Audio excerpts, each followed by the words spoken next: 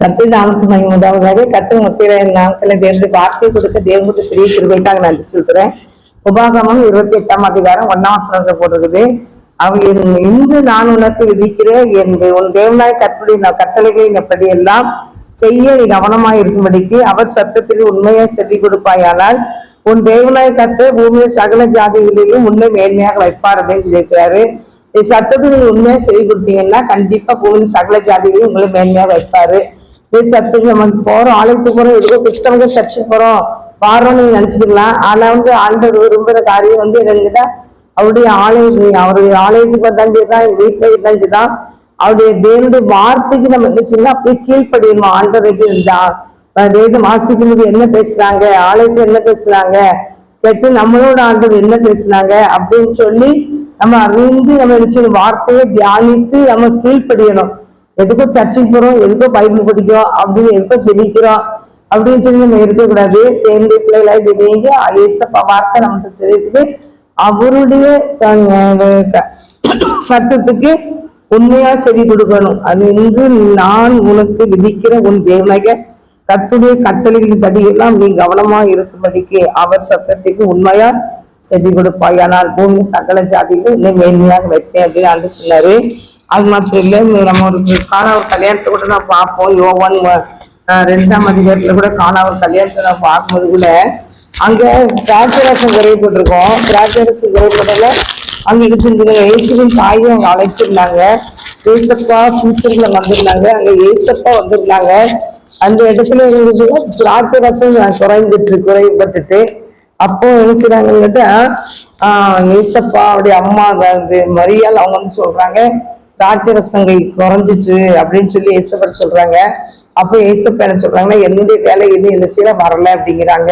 இப்போ ஏசப்பா வேலைக்காக நம்ம என்ன செய்யணும், காட்டுதான் இருக்குமே தவிர எந்த காரியத்திலையும் ஏசப்பாவுடைய காரியத்துல நம்ம அவசரப்படவே கூடாது. ஏசப்பா எந்த காரியத்துல நீ பொறுமையா இருந்து சொல்லியிருக்கிறாரோ அதுல பொறுமையா நம்ம இருக்கணும். எந்த காரியத்தையும் பதட்டமா செய்யாதபடி பயபக்தியோடு நம்மள ஆண்டோருக்கு முன்னால தாழ்மையோடு காணப்படும் போதுதான் கர்த்தர் நம்மளை ஆசீர்வதிக்க முடியும். சில காரியங்கள் நமக்கு இந்த காரியம் நடக்கலையே அப்படின்னு சொல்லி நம்ம குழம்பி தவிர்த்தோமானால் ஆண்டவர் சில காரியங்களை அவர் எதுவுமே அவசரப்பட்டு செய்யவே மாட்டார். எந்த ஒரு காரியத்துக்கும் பொறுமையா காத்திருக்கதான் வைப்பாரு. நம்ம நினைச்சு விடுறோம் நம்ம ஆண்டவரே இந்த காரியத்துல ஒரு நல்ல விடுதலை தாங்க அப்படின்னு கேட்டாங்க கூட ஆண்டவருக்கு நேரம் வரணும். அதுக்கு நேரம் ஆகணும். அந்த காலமும் வந்தாதான் அந்த ஆண்டவர் அந்த காரியத்துல ஒரு ஜெயமா நமக்கு மாற்றி கொடுக்க முடியுமே தவிர நம்மளுடைய அவசரத்துக்கு நம்மளுடைய காரியத்துக்கு நம்ம நினைச்ச முடியாது. ஆண்டவர் திருப்ப மாட்டவே மாட்டாரு. இன்னைக்கு ஆபிரகாம் நீங்க பார்த்தாதான் எவ்வளவோ அழுது புலம்புனாரு, குழந்தைக்காக இருந்தாங்க. அவங்களும் மனம் அடிவாயிட்டாங்க. யாரு சாரால் கூட அவங்க 25 வயசுல குழந்தை பாக்கியத்தை கொடுக்கன்னு சொல்லியிருந்தாங்க. ஆண்டான் கொடுக்கற கடைசி அவங்க அந்த 75 வயசுல சொல்லி 100வது வயசுலதான் ஆபிரகாம் குழந்தை பத்தி எடுத்தாரு. 25 வருஷம் வரைக்கும் வச்சிருந்தாரு, காத்திருக்க வச்சாரு ஆண்டவர். அதனால கர்த்தருடைய பிள்ளைகளாகி நமக்கு ஒரு ஆசீர்வாதம் வேணும்னா சில காலத்துக்கு நமக்கு காத்துதான் இருக்குமே தவிர நம்ம எதை காரியத்தை கொண்டு ஆண்டோடைய காரியத்துல அவசரப்படவே கூடாது. அவசரப்பட்டோம்னா நம்ம சரிவர மாட்டோம். நம்ம அந்த ஏசப்படி நமக்கு வைத்திருக்கிற அந்த ஆசீர்வாதத்தை சுதந்திரித்துக் கொள்ள முடியாது.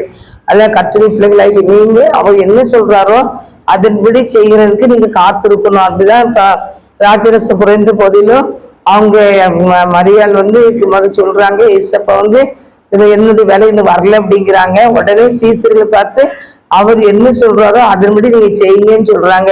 அப்ப ஆண்டவர் என்ன சொல்றாரோ பார்த்து அதன்படிதான் நம்ம செய்யணுமே தவிர கிறிஸ்தவ வாழ்க்கையில நம்ம அவசரப்பட்டு எந்த ஒரு காரியத்தை செய்தாலும் அது ஆண்டவர் அந்த காரியத்தை முடிக்க முடியாது. நம்ம தான் அது நிமித்தம் மனம் அடிவாகி நம்ம சோர்ந்து போய் அழுது புலம்பி தவித்து ஏன் ஆண்டவரை ஏன்றதுதான் எல்லாத்தையும் நன்மையாக நமக்கு முடிப்பாரு.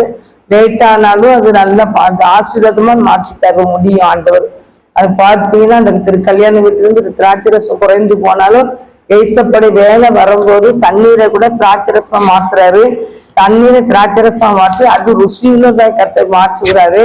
அந்த கல்யாண வீட்டுல ரசம் இல்லை, திராட்சரசம் இல்லைன்னு சொன்னவங்கள கடைசி நேரத்துல திராட்சரசம் வரும்போது அந்த திராட்சரசம் குடிச்சிட்டு ஆச்சரியப்படுறாங்க.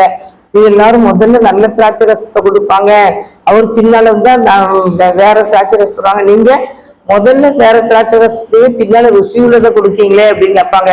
அப்போ அந்த ஆண்டோடைய வேலைக்கு காத்திருக்கின்றதுனால கடைசியில அது ஒரு பெரிய ஆசீர்வாதமா அமைஞ்சது. எல்லா மக்களும் ஆச்சரியப்படத்தக்க பிரமிக்கத்தக்க அந்த ஆசீர்வாதத்தை கொடுத்தாரு. வெறும் பச்சை தண்ணீரை தான் ஏசப்பா ஆசீர்வாதத்தை கொடுத்தாரு. நம்மள்கிட்ட ஒரு என்ன இருக்கோ அதை அவர் ஆசீர்வதித்து தரும்போது ஒரு மகிமையா இருக்கும்.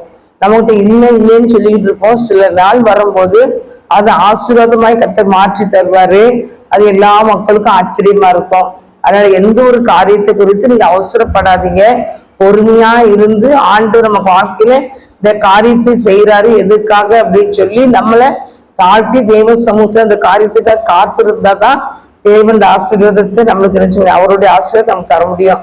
அவருடைய வேலைக்கு நம்ம காத்திருக்கும் போது பொறுமையோடு காத்திருக்கணும், அவசரப்படக்கூடாது.